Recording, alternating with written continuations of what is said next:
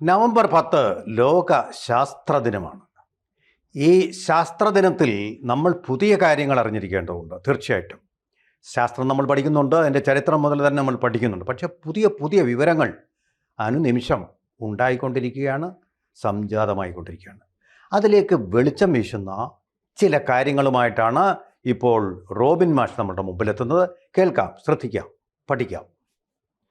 നമസ്കാരം.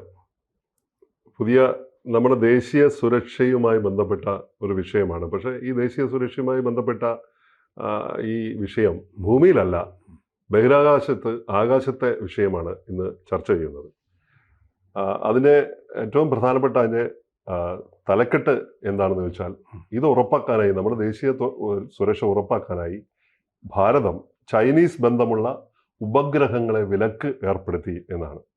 ചൈനീസ് ബന്ധമുള്ള എന്ന് പറഞ്ഞാൽ അതിന്റെ ട്രാൻസ്പോണ്ടറുകൾ അതിന്റെ സംപ്രേഷണം ഇവിടുത്തെ നമുക്കറിയാം, ഈ ഓൺലൈൻ സ്ട്രീമിംഗ് പ്ലാറ്റ്ഫോമുകൾ അടക്കം, ടെലിവിഷൻ ചാനലുകൾ അടക്കം, ഇത്തരം കാര്യങ്ങളൊക്കെ നമ്മൾ സംപ്രേഷണം ചെയ്യുന്നത് ഈ ബഹിരാകാശത്ത് നടക്കുന്ന ഉപഗ്രഹങ്ങളുടെ ട്രാൻസ്പോണ്ടേഴ്സ് മുഖേനയാണ്. ഭൂമിയിൽ നിന്ന് അവരുടെ നിലയങ്ങളിൽ നിന്ന് അത് മുകളിലേക്ക് എയർ ചെയ്തിട്ട് ആ എയർ ചെയ്ത സാധനം അവിടുന്ന് നേരെ താഴേക്ക് നമ്മളെ ഇവരുടെ ഈ ആരാണോ ഈ സ്ട്രീമിംഗ് ഡൗൺലോഡ് ചെയ്യുക, അതെ അപ്ലോഡ് ചെയ്യുക, അപ്ലിങ്ക് ചെയ്യുക, അപ്ലോഡ് ചെയ്യുക, അതെ ഇതാണല്ലോ ചെയ്യുന്നത്.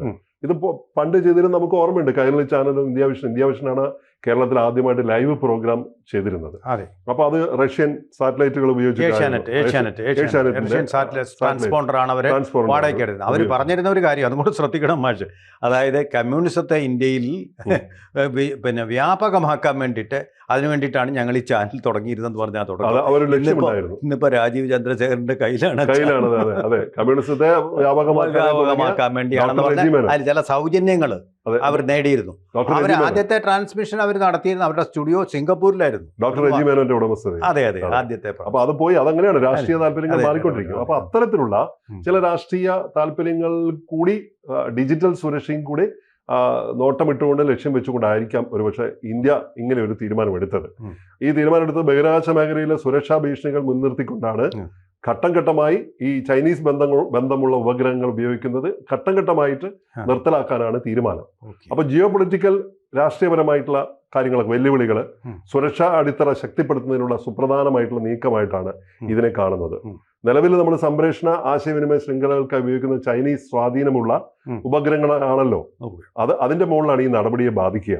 അങ്ങനെ ഉപയോഗിക്കുന്ന നടപടികളാണ്. അപ്പോൾ ഡിജിറ്റൽ പരമാധികാരം എന്ന ഒരു കാര്യമുണ്ട് വാർത്താവിനിമയ മേഖലയിൽ, ഡിജിറ്റൽ പരമാധികാരം. അപ്പൊ അത് ഉറപ്പാക്കണം, വിദേശ ആശ്രയത്വം ഒഴിവാക്കണം, തദ്ദേശീയ ശേഷി വർദ്ധിപ്പിക്കണം. ഇതാണ് കേന്ദ്ര സർക്കാർ ലക്ഷ്യം. നമ്മുടെ നയം അതാണ്. നമ്മുടെ സ്വദേശീവൽക്കരണത്തിന്റെ പല മേഖലകളിൽ, എല്ലാ മേഖലകളിലും നമ്മൾ സ്വദേശീവൽക്കരണം, സ്വന്തമായിട്ട് നമുക്ക് നിൽക്കാനുള്ള നിലപാട് ഉണ്ടാക്കുക എന്ന ഒരു കാര്യത്തിൽ നിന്നാണ്. അപ്പൊ നമുക്കത് ഇൻസ്പേസിന്റെ നിർണായകമായ ഒരു തീരുമാനം കൂടി. ആരാ ഇൻസ്പേസ്? ഇന്ത്യൻ ബഹിരാകാശ മേഖലയുടെ റെഗുലേറ്ററി അതോറിറ്റിയായ, അതിനെ നിയന്ത്രിക്കുന്ന Indian national space promotion and authorization centre ആണ് ഇൻസ്പേസ്. റെഗുലേറ്ററി ബോഡിയാണ്. അപ്പൊ അവരാണ് ഈ നിർണായകമായ തീരുമാനമെടുത്തത്. അവരാണ് ഇതിനെ നിതാന്ത ജാഗ്രതയോടെ നോക്കിക്കൊണ്ടിരിക്കുന്നത്. ഭാവിയിൽ നമ്മുടെ രാഷ്ട്രീയ, ജിയോ പൊളിറ്റിക്കൽ, മറ്റ് സാംസ്കാരിക നിലപാടുകളിലൊക്കെ മറ്റു രാജ്യങ്ങൾ ഇങ്ങനെ ഉപയോഗിക്കുന്നതിലൂടെ ഇടപെടാൻ സാധ്യതയുണ്ടോ എന്ന് കണ്ടെത്തിക്കൊണ്ടാണ് ഇത് ചെയ്തിരിക്കുന്നത്. അംഗീകാരം നിഷേധിച്ചത് ഏതിനൊക്കെയാണെന്ന് പറയുന്നത്, ചൈന സാറ്റ് എന്ന ആ കമ്പനി, ആപ്സ്റ്റാർ എന്ന കമ്പനി, ഹോങ്കോങ് ആസ്ഥാനമുള്ള ഏഷ്യ സാറ്റ് എന്നീ ഓപ്പറേറ്റർമാർക്കാണ് ഇന്ത്യൻ കമ്പനികൾക്ക് ഉപഗ്രഹ ശേഷി വാഗ്ദാനം ചെയ്യാനുള്ള പുതിയ അപേക്ഷകൾ തള്ളിക്കളയാനായിട്ട് അവർ തീരുമാനിച്ചിരിക്കുന്നത്. ഈ കമ്പനികൾക്കൊന്നും ഇനി നമ്മൾ പുതിയ അപേക്ഷകൾ നൽകേണ്ടതില്ല. അങ്ങനെ അപേക്ഷകൾ നൽകിയാൽ അത് പരിഗണിക്കപ്പെടുന്നതല്ല എന്നാണ്. അപ്പം ഏഷ്യ സാറ്റിന് നല്ല തിരിച്ചടിയാണ്. 3 പതിറ്റാണ്ടിലേറെയായി ഇവിടെ സേവനം നടത്തിക്കൊണ്ടിരിക്കുന്ന ഒരു കമ്പനിയാണ് അവർ. അപ്പൊ അവര് ഈ ഏഷ്യ സാറ്റ് ശരിക്കും ചൈനീസ് സർക്കാരിന്റെ ഉടമസ്ഥയിലുള്ള സിറ്റിക് ഗ്രൂപ്പ് കോർപ്പറേഷന്റെ കീഴിലാണ്. ഇത് സിംഗപ്പൂർ ആസ്ഥാനമായിട്ടുള്ള ഈ കോർപ്പറേഷന്റെ കീഴിലാണ് ഇത് പ്രവർത്തിക്കുന്നത്. അവിടെ ഒരു ചൈനീസ് പങ്കാളിത്തമാണ് ഉള്ളത്. അപ്പം നിലവിലെ അനുമതി ഏഷ്യാസാറ്റിന്റെ സാങ്കേതികപരമായിട്ടുള്ള 2 ഉപഗ്രഹങ്ങളുണ്ട്. ആ ഉപഗ്രഹങ്ങളിൽ മാത്രമാണ് ഇപ്പൊ നിലവിലെ അനുമതി നൽകിയിട്ടുള്ളത്. അത് 2026 മാർച്ച് വരെ പ്രവർത്തിക്കാനാണ് അവർക്ക് അനുമതി ഉള്ളത്. അതായത് ഈ സാമ്പത്തിക വർഷം വരാൻ പോകുന്ന ഇപ്പൊ നടന്നുകൊണ്ടിരിക്കുന്ന സാമ്പത്തിക വർഷം കൂടി അവർക്ക് പ്രവർത്തിക്കാനുള്ള അനുമതി ഉള്ളൂ. സിംഗപ്പൂരിലുള്ള ഒരു ഏജൻസിയാണ് അതിന്റെ ഓണർഷിപ്പ് എങ്കിലും ഈ ഉപഗ്രഹം വിക്ഷേപിച്ചത് ചൈന ഉടമസ്ഥത ചൈനയുടെ എന്ന് പറഞ്ഞാൽ ചൈനീസ് കമ്പനി ആണെങ്കിലും ചൈനീസ് സർക്കാരിന്റെ ഉടമസ്ഥതയിൽ തന്നെയാണ് അത് പോകുന്നത്. അപ്പം പിന്നെ മറ്റ് 2-3 ഉപഗ്രഹങ്ങൾ ഉപയോഗിക്കാനുള്ള അപേക്ഷകൾ പൂർണ്ണമായിട്ട് ഇൻസ്പേസ് പൂർണ്ണമായും നിരസിച്ചു കഴിഞ്ഞു. അത് ഉപയോഗിക്കാനുള്ള ഇന്ത്യൻ കമ്പനികളുടെ അപേക്ഷകൾ ഇത്തരത്തിലുള്ള തിരസ്കരിച്ചു എന്നുള്ളതാണ്.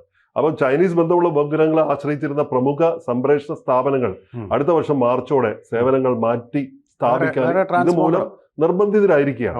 പുതിയ മാർഗങ്ങൾ തേടേണ്ടിയിരിക്കുന്നു. ജിയോ സ്റ്റാർ അത് മാറ്റത്തിന് സമയപരിധി കൊടുത്തിട്ടുണ്ട്.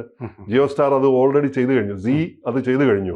ടെലിപോർട്ട് ഓപ്പറേറ്റർമാർക്കും 2026 മാർച്ച് മാസമാണ് ഏഷ്യാസാറ്റ് 5, ഏഷ്യാസാറ്റ് 7 എന്നീ ഉപഗ്രഹങ്ങളിൽ നിന്ന് മറ്റു പ്ലാറ്റ്ഫോമുകളിലേക്ക് മാറാൻ നൽകിയിട്ടുള്ള സമയം അവർക്ക് കൊടുത്തു. ജിയോ അവരുടെ ആളുകൾക്ക് കൊടുത്തു കഴിഞ്ഞു, നിർദ്ദേശങ്ങൾ കൊടുത്തു കഴിഞ്ഞു. ഈ സമയത്തിനുള്ളിൽ നമ്മൾ പരിപൂർണമായിട്ട് മാറേണ്ടിയിരിക്കുന്നു എന്നാണ്. അപ്പോൾ ഇതിലൂടെ ഇന്ത്യൻ ബഹിരാകാശ ഗവേഷണ സ്ഥാപനമായ ഇസ്രോ ജിസാറ്റ് വിക്ഷേപിച്ചിട്ടുണ്ടല്ലോ. ജിസാറ്റ് നമ്മുടെ സ്വന്തം സ്വദേശി പിന്നെ സാറ്റലൈറ്റ് ആണ്. അപ്പൊ ജിസാറ്റിന്റെ പരമ്പരയുള്ള അതിന്റെ ഉപഗ്രഹങ്ങളിലേക്കോ അല്ലെങ്കിൽ യുഎസ് ആസ്ഥാനമായിട്ടുള്ള ഇന്റൽ സാറ്റ് ഉണ്ട്. അപ്പൊ അത് അംഗീകൃത അന്താരാഷ്ട്ര ഉപഗ്രഹങ്ങളാണ്. അവിടേക്കോ കമ്പനികൾ മാറാം. അവിടേക്കാണ് മാറുന്നത്. ട്രാൻസ്പോണ്ടർ വാടക എടുത്ത് അവിടേക്കാണ് ഈ ചെയ്യുന്ന പ്രവൃത്തികൾ നമ്മൾ മാറ്റാൻ പോകുന്നത്. അപ്പം ഇതിനോടകം ആ മാറ്റങ്ങൾ ആരംഭിച്ചതായി റിപ്പോർട്ടുകൾ വന്നിട്ടുണ്ട്.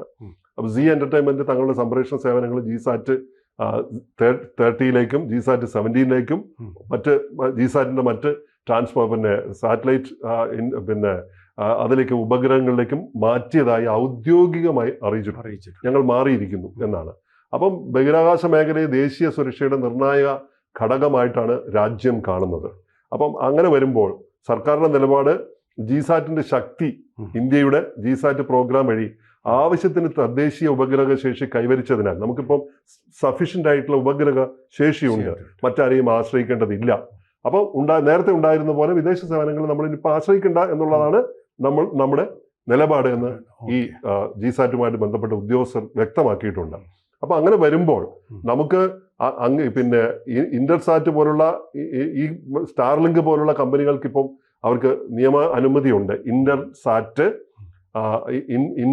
ഇൻമാർസാറ്റ്, സ്റ്റാർലിങ്ക്, നമ്മളെ ഇലോൺ മസ്കിന്റെ ഉടമസ്ഥയിലുള്ള Starlink, OneWeb, IP star, orbit connect തുടങ്ങിയ തെരഞ്ഞെടുത്ത വിദേശ ഓപ്പറേറ്റർമാർക്ക് മാത്രമാണ് ഇപ്പോൾ ആശയവിനിമയ സംപ്രേഷണത്തിനുള്ള അനുമതി ഉള്ളത്. അവരെ നമ്മൾ ബാൻ ചെയ്തിട്ടില്ല.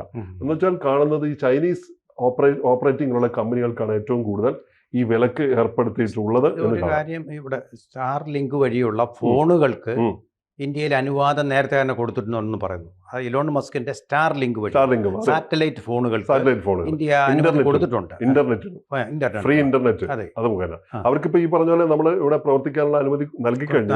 4-5 കമ്പനികൾക്ക് ഓപ്പറേറ്റ് ചെയ്യാനുള്ള ഇതെല്ലാം അമേരിക്കൻ കമ്പനികളാണ്, പലതും പുറത്തുള്ള കമ്പനികളാണ്. ആ കമ്പനികൾക്ക് നമ്മൾ ഓൾറെഡി നൽകി കഴിഞ്ഞിട്ടുണ്ട്. അത് കണ്ടീഷൻ പ്രകാരമായിരിക്കും ഇത് തീർച്ചയായിട്ടും വരിക. അപ്പൊ ഡാറ്റ കൈമാറ്റ ഇത് ഈ തദ്ദേശീയ ബഹിരാകാശ മേഖലയുടെ വളർച്ചയ്ക്ക് ഇത് ഉത്തേജനം നൽകാനാണ്. അതും നിർണായകമായ ഡാറ്റ കൈമാറ്റ ചാനലുകളിൽ പൂർണ്ണമായ സുരക്ഷയും നിയന്ത്രണവും ഉറപ്പാക്കാൻ ഇന്ത്യ ശ്രമിക്കുന്നുണ്ട്. ഡാറ്റ കൈമാറ്റം എന്ന് പറഞ്ഞാൽ എന്താണ്? ഈ കൈമാറുന്ന ഈ മുകളിലേക്ക് അപ്ലിങ്ക് ചെയ്യുന്ന ഈ ഡാറ്റകൾ പിന്നെ താഴേക്ക് കൊടുക്കുന്നതിനിടെ ഇവരുടെ മുകളിലൂടെ ആണല്ലോ ഇത് പോകുന്നത്. ഈ പോകുന്നത് ഡാറ്റയാണ് കൈമാറ്റം ചെയ്യുന്നത്. അപ്പൊ ആ ഡാറ്റയിലൂടെ വിവരശേഖരണം, എയുടെ സഹായത്തോടെ വിവരശേഖരണം സാധ്യമാണ്. ഈ രാജ്യത്ത് എന്ത് നടക്കുന്നു എന്നത് ഇവിടുത്തെ മാധ്യമങ്ങളുടെ, എന്റർടൈൻമെന്റ് ഇൻഡസ്ട്രികളുടെ, സ്ട്രീമിംഗ് പ്ലാറ്റ്ഫോമുകളുടെ കയ്യിലാണ് ഏറ്റവും കൂടുതൽ കൃത്യമായി ക്രീം ഉണ്ടാവുക. ആ ക്രീം എന്ന് പറയുന്നത് അവരുടെ വഴിയിലൂടെ കയറി ഇറങ്ങുമ്പോൾ അത് അവർക്ക് ശേഖരിക്കാനും നയപരമായി അതിലേക്ക് കടന്നു കയറാനും ഒക്കെ അവർക്ക് ഈസി ആയിട്ട് സാധിക്കുന്ന ഒന്നായിട്ട് മാറും. ചുരുക്കി പറഞ്ഞാൽ മഹാത്മാഗാന്ധി സ്വദേശി പ്രസ്ഥാനം എന്ന് പറഞ്ഞതിന്റെ പുതിയ രൂപമായ ആത്മനിർഭർ ഭാരതിന്റെയും അതിന്റെ മറ്റൊരു പരിഷ്കരിച്ച വാക്കായ വോക്കൽ ഫോർ ലോക്കൽ എന്നതിന്റെയും ഒരു ആകാശരൂപമാണ്. അതെ, മഹാകാശ രൂപമാണ് ഇപ്പൊ മാഷ് പറഞ്ഞത്. തന്ത്രപരമായ മുന്നേറ്റമാണ് ഈ നടപടി വിലയിരുത്തുന്നത്. ഇപ്പൊ ഇതിന്റെ ലക്ഷ്യം എന്ന് വെച്ചാൽ മറ്റൊരു പ്രധാനപ്പെട്ട ലക്ഷ്യം കൂടി ഉണ്ടോ. നമ്മള് 44 ബില്യൺ പിന്നെ നമ്മൾ ലോകത്തിലെ ഏറ്റവും വലിയ സാമ്പത്തിക ശക്തിയായിട്ട് ട്രില്യൺ ഡോളർ സാമ്പത്തിക ശക്തിയായിട്ട് 2047 മാറാൻ ഇരിക്കുമ്പോൾ നമ്മുടെ ഓക്ലാൻഡിൽ നമ്മുടെ പീയൂഷ് ഗോയൽ അവിടെ അദ്ദേഹത്തിന്റെ വളരെ പ്രൗഢമായ ഒരു പ്രസംഗം നടത്തിയിരുന്നു. നമ്മളത് പരിശോധിക്കുന്നുണ്ട് ആ പ്രസംഗം. അദ്ദേഹം പറഞ്ഞത് 2047 ലോകത്തിലെ ഏറ്റവും വലിയ സാമ്പത്തിക ശക്തിയായിട്ട് പോകുമ്പോൾ വി ഹാവ് എ പ്ലാൻ, നമുക്കൊരു പ്ലാൻ ഉണ്ട്. ആ പ്ലാൻ അനുസരിച്ച് പോകുമ്പോൾ ആ പ്ലാനിന്റെ അകത്തുള്ള ഒരു പ്ലാനാണ് 2033 ബഹിരാകാശ വ്യവസായം. ട്രാൻസ്പോണ്ടറുകൾ വാടകയ്ക്ക് കൊടുക്കുന്ന അടക്കമുള്ള വലിയ വ്യവസായമാണ്. ആ വ്യവസായത്തിന്റെ മൂല്യം എന്ന് പറയുന്നത് $44 ബില്യൺ എത്തുമെന്നാണ് പ്രതീക്ഷിക്കുന്നത് 2033 ആകുമ്പോഴേക്കും. ഇനി ഇപ്പോൾ 8 വർഷമുണ്ട്. 8 വർഷമല്ല 7 വർഷമോ 8 വർഷമുണ്ട്.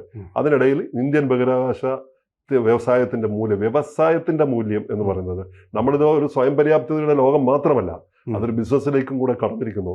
വികസിത രാഷ്ട്രങ്ങളെ പോലെ നമ്മൾ വാടകയ്ക്ക് കൊടുക്കാൻ തുടങ്ങിയിരിക്കുന്നു. അപ്പൊ അത് $44 ബില്യൺ ആകുമ്പോൾ ഇതിലൂടെയാണ് നമ്മൾ അവിടെ എത്താൻ. ചുരുക്കി പറഞ്ഞ ഞാൻ ഇടപെട്ടോട്ടെ. ചുരുക്കി പറഞ്ഞ ട്രംപ് ചുങ്കം ഏർപ്പെടുത്തിക്കൊണ്ട് മരത്തിൽ കാണുമ്പോൾ നമ്മൾ മാനത്ത് കണ്ടു പരിഹാരം. അതെ, മാനത്ത് കണ്ടു. ആ അനധികൃത കടന്നുകയറ്റങ്ങൾ, സാംസ്കാരികവും ഡാറ്റാപരമായ കടന്നുകയറ്റങ്ങൾ നമ്മൾ മാനത്ത് കണ്ടു. അതുകൊണ്ടാണ് ചൈനയ്ക്ക് ഈ വിലക്ക് ഏർപ്പെടുത്തിയത്. ഏർപ്പെടുത്തിയ ഈ വിലക്ക് വളരെ കൃത്യവുമാണ്. ഇത് വേണ്ടതാണ്. ദേശീയ സുരക്ഷ ഉറപ്പാക്കാനായി ഇത് ഇൻസ്പേസിന്റെ നേതൃത്വത്തിൽ ഫലപ്രദമായി നടപ്പാക്കുക തന്നെ ചെയ്യും.